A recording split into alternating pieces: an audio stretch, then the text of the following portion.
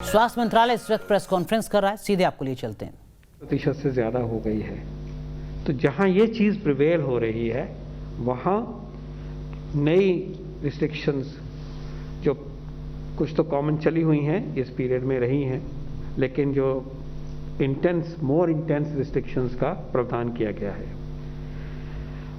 Night curfew की बात हो और particularly social, political, sports, entertainment, academic, cultures, festival, religious related gathering, congregation सबको बंद किया गया है। मार्केट प्लेसेस को, जिम्स को, इन सबको बंद करने के ऑर्डर्स दिए गए हैं। आप इसको जरूर जानते हैं, लेकिन मैं सोचा कि ये इम्पॉर्टेंट है इस बात को भी कहा जाए।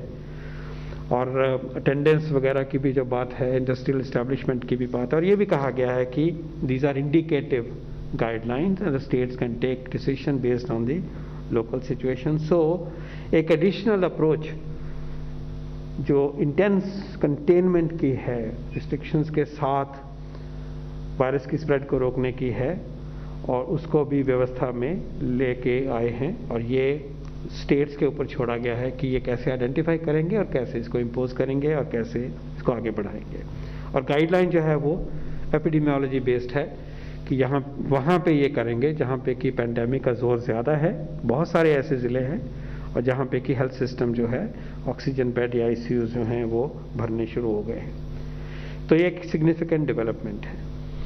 इसके साथ साथ अगर वैक्सीन की तरफ देखें तो आज हम जोर दे के फिर कहना चाहेंगे कि वैक्सीन इस महामारी के इस तरह से चलते हुए भी हमें और तेज गति से आगे लेके जाना। We cannot let the pace of vaccination decline और slacken in the face of the emerging situation. No way. In fact, it should be escalated. And with that intent, as you know, the government of India has brought a revised policy, and we do believe and hope and are confident that that will bring in more acceleration in our vaccination program. एक भ्रांति अभी किसी ने भेजा हम कईयों को कि क्या मेंस्ट्रुअल साइकिल के बीच, मेंसेस जब हो रहे हों गर्ल्स में, विमेन में, तो क्या वैक्सीन लग सकता है? Can vaccine be given during menstruation, during the period? The answer is yes. The vaccination can be given, should be given, and this is no reason to postpone vaccination. And this is absolutely भ्रम फैलाने वाली बात है, अफवाह है, miss information है। हमें ensure करना है कि वैक्सीनेशन की गति किसी भी तरह से कम नहीं हो, रिस्ट्रिक्शंस भी हों उसके बावजूद भी, और इतना रिस्क ज़रूर हमें लेना है कि अस्पताल जाके अपना टीका लगवाना है, क्योंकि उससे हमें बहुत फ़ायदा होने वाला है। और हम चाहेंगे कि सब एक दूसरे की मदद करें इसमें, और वैक्सीनेशन की जो गति है, सप्लाईज की गति है, वो मिलके ही इस पे काम करेंगे, तभी हम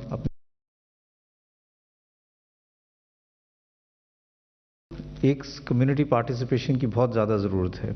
अगर हम सब इकट्ठे मिलके ही इस पे काम करेंगे तभी हम अपने केसेस भी कम कर पाएंगे और मोर्टेलिटी भी कम कर पाएंगे। अभी अगर हम हालात देखें तो एक अननेसेसरी पैनिक है सब लोगों में, और उस पैनिक के कारण it is causing more harm then good. Health infrastructure की बात करें तो जिसका भी कोविड पॉजिटिव आता है, चाहे उसकी सैचुरेशन नॉर्मल हो, उसको कोई सिम्टम नहीं हो, उसमें ये पैनिक सिचुएशन हो जाती है कि कहीं मेरे को बाद में ऑक्सीजन की ज़रूरत ना पड़े, कहीं एडमिशन की ज़रूरत ना पड़े, तो मैं अभी जाके एडमिट हो जाता हूँ। और उसके कारण हॉस्पिटल्स के बाहर बहुत रश हो जाता है, और जो जेन्युइन पेशेंट्स हैं वो सफ़र करते हैं क्योंकि उनको प्रॉपर ट्रीटमेंट नहीं मिल पाती। दूसरा ये है कि उस पैनिक के कारण लोग घर पे दवाइयाँ स्टोर करने लग जाते हैं, होर्डिंग शुरू हो जाती है, और unnecessary shortage of essential drugs जो है वो मार्केट में क्रिएट हो रही है। तीसरा, उसी के कारण कई दफ़ा ड्रग्स का मिसयूज़ भी हो जाता है, क्योंकि कई लोग ये सोचते हैं कि अगर कोविड है तो मैं पहले दिन ही सारी दवाई शुरू कर लेता हूं तो शायद आगे तकलीफ ना हो, लेकिन उनसे साइड इफ़ेक्ट ज़्यादा होते हैं और उससे कोई फ़ायदा नहीं होता है। उसी के साथ साथ कई लोग ये सोचते हैं कि अगर मैं ऑक्सीजन घर पे रख लूं और ऑक्सीजन लगाना शुरू कर लूं पहले ही, तो शायद मेरे को आगे ऑक्सीजन की ज़रूरत नहीं पड़ेगी।